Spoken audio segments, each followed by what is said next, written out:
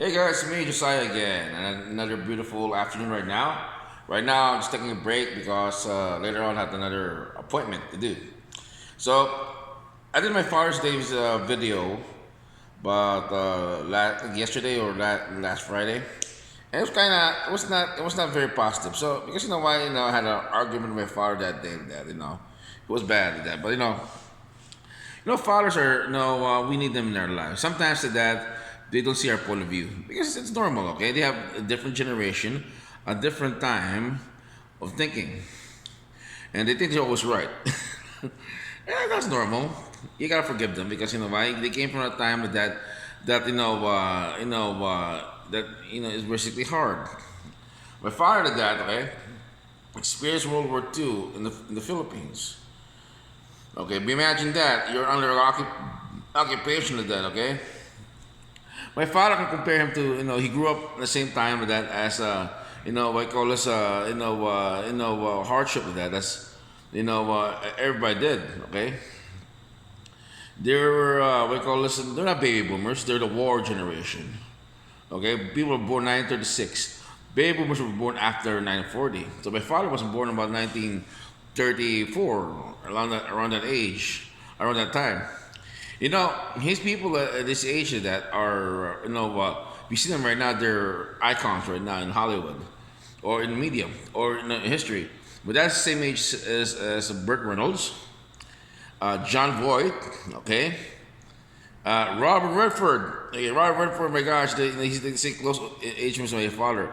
But these were icons to that, okay? Clint Eastwood's like near my dad's age. But these people like were born to a time where you had to be masculine. You had to be a man. You learn how to be a man at a young age. 21, you're a man already. And when you hit 30, you got to have, they had the families. And they started early. And that's the thing with that, okay? Because they grew up, they grew up hard. They saw what is hard to that. Sometimes to that, my father did that, my grandfather died at a young age. So he had nobody like that to rely on but his mother, by himself. So like all this, he had to grow up, he had no idea what to be a father is. He had to learn on the fly. So when he had me like that, and he tried his best, okay? He was there for me, he provided a good life for me, okay? Let's face it that. And I'm not going to ask, we're not going to have philosophical talks about life because my father like that, he feels uncomfortable like talking to some stuff like that about life like that. Because, that's him. That's a generation. They're not the small talk people. Okay?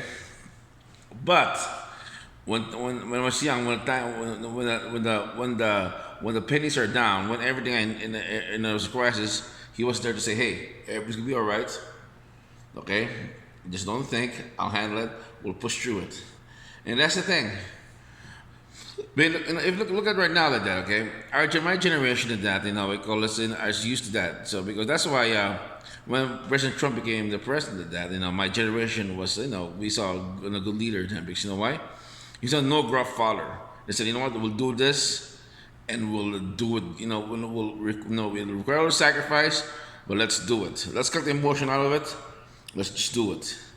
And that's the thing with that, we call it that. Sometimes that, we think of ego. Sometimes that your ego's bruised to that. Sometimes that when they tell you, hey, you're wrong. But you gotta learn one thing with that, okay?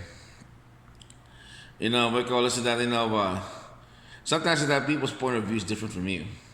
But be glad that you have a father because we need fathers nowadays. Okay, I mentor some kids to that who don't have any fathers to that. Okay, I'm not a father myself, but I know to talk to these kids to that. Because you know why? I know their fears to that. Most of them that they didn't have that the security when I grew up with. So I always tell them that no one's judging you. No one's going to help you with that down the line, but you got to rely on yourself. But every decision you guys do, just one thing: don't be scared to make a mistake. Every mistake that you do like that will make you a better man. I give them that assurance because you know why they see me like that, and I said, no, I'm like a father right now. So also, I advise young people, some kids that come up to me like that, because sometimes I volunteer my time like that, because I'm a Mormon.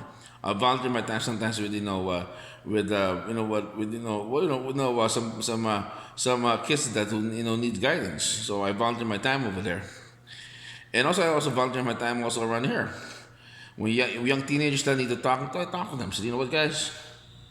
I don't talk to them like my dad, like shouting that. But you know what?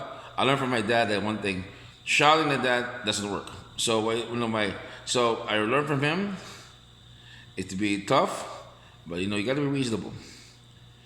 Okay, by doing that, I reason these kids and they listen to me.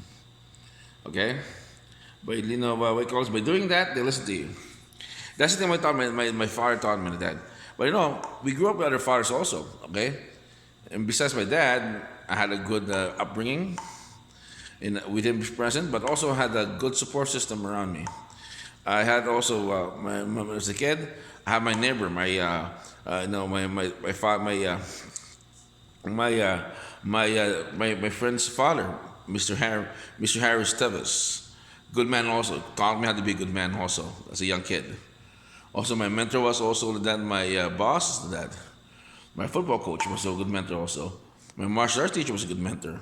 That's why we call us the people who had no fathers and that. Remember, there's also mentors out there. Nature always gives you what I call this that chances to that to show the masculine.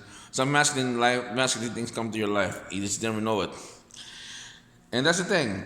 Nowadays that we need a father to that. Sometimes that fathers are there that sometimes they're like the life itself. Like God our Father. Okay. Sometimes that sees life's not fair. But that's the no, that's the that's the no, that's no. But fathers do one thing to say to you: when life gets tough, keep moving forward. Use reasonable. Use logic.